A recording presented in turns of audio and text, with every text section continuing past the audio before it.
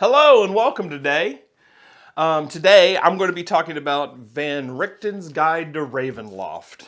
I have this here is the limited edition cover. They make the normal cover and the limited edition cover for FLGSs, and I just like this because I like the soft, and it usually has a pretty sweet art on it as well. So this book is specifically to help you with horror campaigns. And as a fan of Gothic horror, I had to pick it up. So I'm going to give you just a quick overview of the chapters and what's in each chapter. And yeah, so in chapter 1, it's all the stuff for the characters. So they have what's called lineages, which basically replaces your race.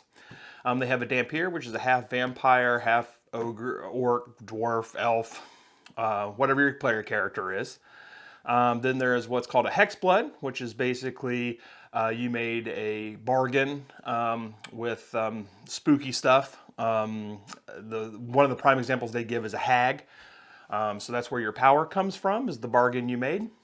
And then they have what's called the Reborn, which is basically something that should be dead that isn't, regardless of that is like you've come back from the grave, or a mad scientist has stitched you together, or you're possessing someone else's body, whatever it is. That is the Reborn.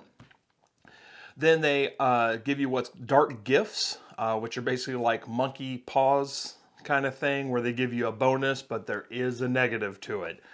One I know of is Haunted by Whispers, which is the whispers are constantly whispering in your ear, but it gives you bonuses on certain things, but there is a negative because it might drive you crazy. There's one for a living shadow, where you're constantly just giving off a shadow.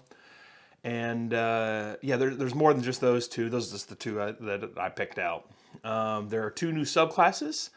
There is a Bard College of Spirits, which are basically bards who tell tales of legend and summon spirits from those legends to help them in battle. And then the Warlock has a new patron to make a pact with, which is a powerful undead being, so they can make a pact and get their power from that. There are new backgrounds, a bunch of tables and charts to roll on for your backgrounds. One of my favorite tables out of that is the 100 trinkets. That it's like 100 creepy little trinkets that your character would carry around. 2 of them that stand out to me was there's a creepy children's book. So your character is carrying a creepy little children's book, and also a small gourd that's cut out in the shape of a jack-o'-lantern. So that is all chapter 1. That's all the character stuff. So in chapter 2, it's about creating, basically for the game master, it's for creating your own Dungeons of Dread. It gives you a Domains of Dread. It gives you a step-by-step guide on how to create the Dark Lord that rules it, and the domain itself. So the Domains of Dread are basically worlds that are surrounded by mist. And then you can travel through to each domain, but you have to go through the mist to get there. So this is the step-by-step guide, like I said.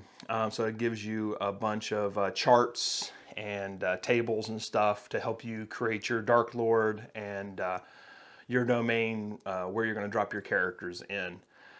It also has a brief description of the types of horror in this chapter. So it's got like Gothic horror, dark fantasy, cosmic horror, body horror.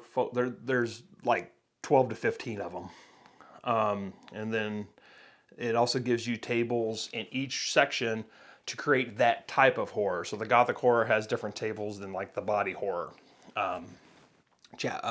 section. Then chapter 3 deals with the Domains of Dread of Ravenloft. And so it has areas and NPCs from Ravenloft that you can travel around to.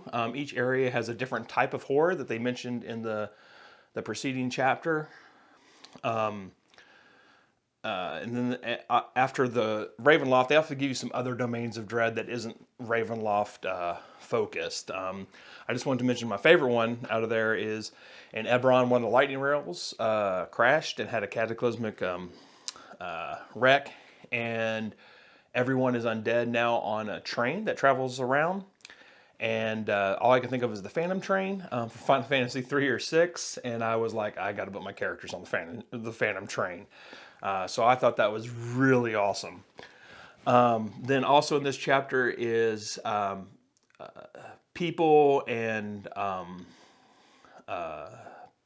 persons, people, guilds, and groups and stuff that can help you travel the mist. So if you want to go from one domain of dread to another, it gives you how to do that. People that your NPCs that your PCs can meet up with and travel around other domains of dread. Chapter 4 is running just running horror games. It tells you how to build suspense, how to build the fear and everything in your player characters. There's a bunch of toolkits to help, like curses and hauntings. Hauntings are basically like, if the bookshelf here decided to fly off. I just wanted to see if it would do it or not. But it tells you how to run that into your campaign. Then also it gives you, in this chapter, it gives you a small little adventure.